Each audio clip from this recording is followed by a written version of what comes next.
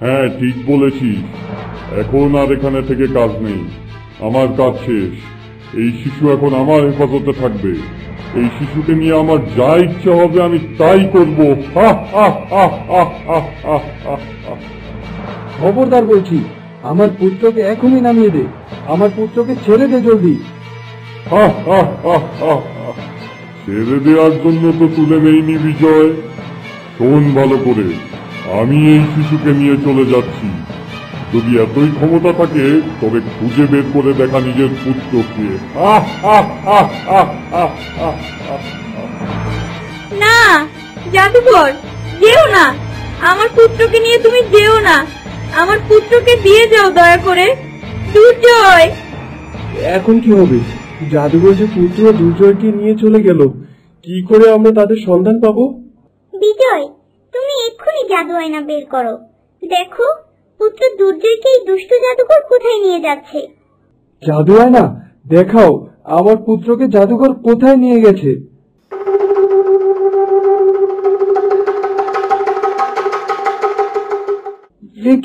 এ কি হলো?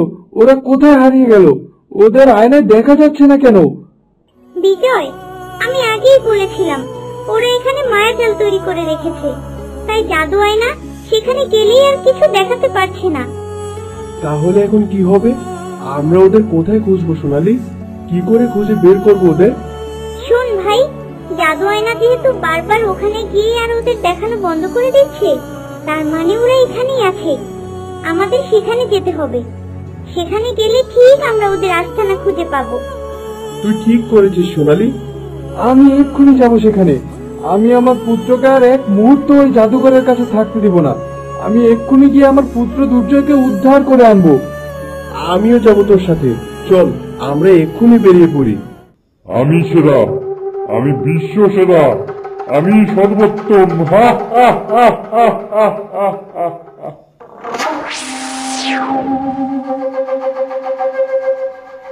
তোমার বুদ্ধির তারিফ না করে পারা যায় না জাদুঘর। তুমি জাদু শক্তিতেও যেমন সেরা, কুটির বুদ্ধিতেও তুমি সেরা। এত কঠিন তুমি একটা কাজ কি সহজেই অবলীলা করে দেখিয়ে দিলে। কিন্তু জাদুঘর, তুমি ওই মানুষের মহল থেকে তাদের শিশুকে ছিনিয়ে নিয়ে এসেছো। তারা ঠিক তাদের শিশুকে উদ্ধার করতে এখানেই আসবে। তারা আমার খোঁজ যে কোনোদিনই পাবে না। এই গুহা আমি অনেক আগেই মায়াজাল বন্দি করে রেখেছি। তুমি হয়তো ভুলে গেছো, ওই মানুষরা এর আগেও এখানে এসেছিল। তারা এখন থেকেই অনেক রত্ন বৃক্ষ চুরি করে নিয়ে গিয়েছিল।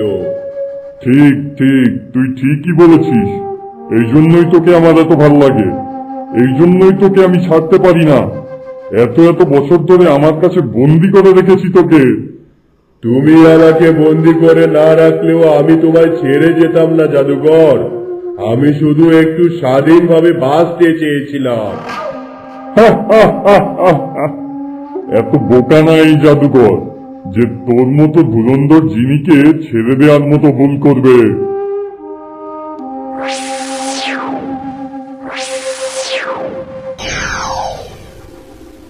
আমি এমন মায়াজাল বিছিয়ে দিয়েছি গুহার বাহিরে, মানুষ এই গুহার সামনে নামার সাহস পর্যন্ত করবে না। এই শিশু তো দূর, নিজের প্রাণের ভয় পালাবে এখান থেকে। আমি যে আর ধৈর্য ধরে রাখতে পারছি না বাবা। আমার পুত্রকে ওই দুষ্ট জাদুঘর তুলে নিয়ে গিয়েছে। না জানি কি করছে জাদুঘর আমার পুত্রকে নিয়ে। রাজকন্যা অনিন্দিতা পাগলের মতো করছে দুর্জয়ের জন্য। আমি বুঝতে পেরেছি তোমার কথা, তবে সোনালির কথাও তো ঠিক। ওই জাদুঘর প্রচুর শক্তিশালী, কোনো অস্ত্র দিয়ে তাকে হারানো সম্ভব নয়। তাকে জাদু বলে বুদ্ধি দিয়েই মোকাবেলা করা সম্ভব। আর একটু অপেক্ষা করো বিজয়।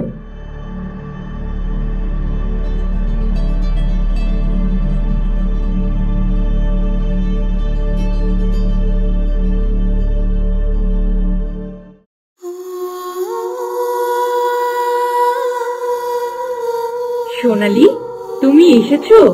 কেমন আছো? বহুদিন তোমার দেখা পাই না। তোমায় দেখে আনন্দিত বোধ করছি। তোমার কথা বলো, হঠাৎ তুমি এখানে এলে? আমি তোমার কাছেই যাচ্ছিলাম জলপরি। বিজয়ের পুত্র হয়েছে, তাকে এক দুষ্টু জাদুকর তুলে নিয়ে গেছে। অস্ত্র দিয়ে বিজয় ও বিক্রম তার কিছুই করতে পারছে না।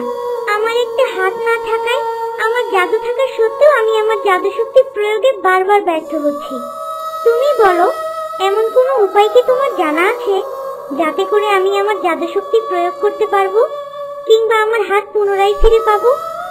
তবে হ্যাঁ, তুমি জলরাজের কাছে যেতে পারো। আমিও যাচ্ছি তোমার সাথে। জলরাজ ঠিক কোনো না কোনো উপায় বলে দিতে পারবে তোমায় এই সমস্যা থেকে উদ্ধার করার জন্য। তবে তাই চলো, আমরা জলরাজের কাছে যাই। হাতে সময় নেই, বিজয় তার পুত্রের জন্য ছটফট করছে।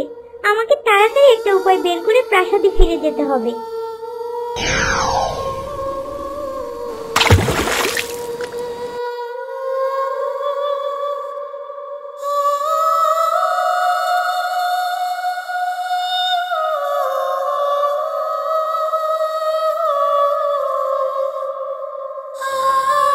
জলরাজ তো ধ্যানমগ্ন আছে সোনালি।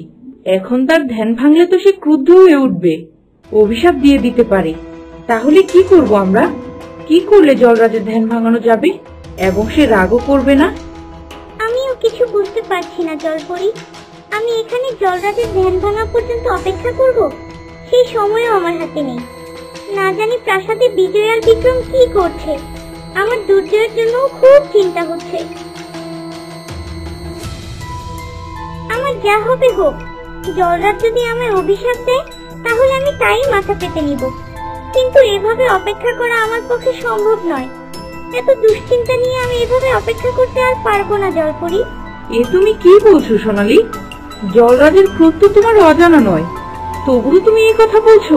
হ্যাঁ জলপরি, আমি জানি জলরাজের ধ্যান ভাঙলে সে ক্রোধে আমাকে পাথরও বানিয়ে দিতে পারে। বিক্রম আমার ভাই, ওর পরিবারই আমার পরিবার। ওর এই বিপদে আমি নিজের জীবনে চিন্তা করতে পারবো না। এই জন্য যদি আমার মৃত্যুও হয়, আমি তাই মাথা পেতে নেব। সোনালি, সরে এসো। জলরাজের ধ্যান ভেঙে গেছে মনে হচ্ছে। এটি সোনালি, জলপরি, তোমরা এখানে কি করছো? তবে কি তোমরা আমার ধ্যান ভাঙার জন্য অপেক্ষা করছিলে? জলরাজ, আমার সালাম গ্রহণ করুন। আমার সালাম গ্রহণ করুন জলরাজ। দীর্ঘজীবী হও। জলরাজ, আমি অনেক বিপদে পড়ে আপনার কাছে এসেছি। আমার যে আপনার সাহায্য চাই জলরাজ। কি হয়েছে সোনালি? আমার একটি হাত না থাকায় আমি আমার সকল জাদু শক্তি থাকা সত্ত্বেও তা প্রয়োগ করতে পারছি না। আমার পরিবারের অনেক বিপদ জলরাজ। এক দুষ্ট জাদুঘর বিজয়ের পুত্র দুর্জয়কে তুলে নিয়ে গেছে। তার সাথে জাদুবল ছাড়া কিছুতেই পেরে ওঠা সম্ভব নয় জলরাজ। আপনি আমাকে বলুন, আমি কিভাবে আমার হাত পুনরায় ফিরে পেতে পারবো? শান্ত হও সোনালি, শান্ত হও।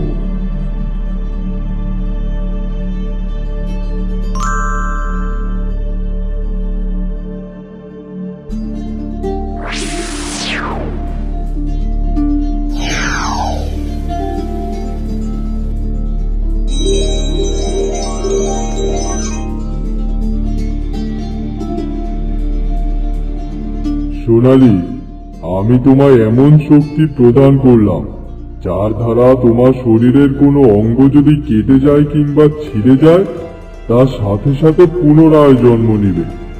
আর এখন তুমি তোমার সকল শক্তি পুনরায় ব্যবহার করতে পারবে। সত্যি সত্যি বলছেন জলরাজ? আপনার প্রতি আমি আজীবন কৃতজ্ঞ থাকবো।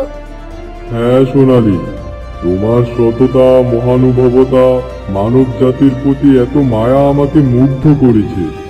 তুমি আর দুশ্চিন্তা করো না। তুমি তোমার শত্রুর মোকাবিলা করতে এখন সম্পূর্ণ প্রস্তুত।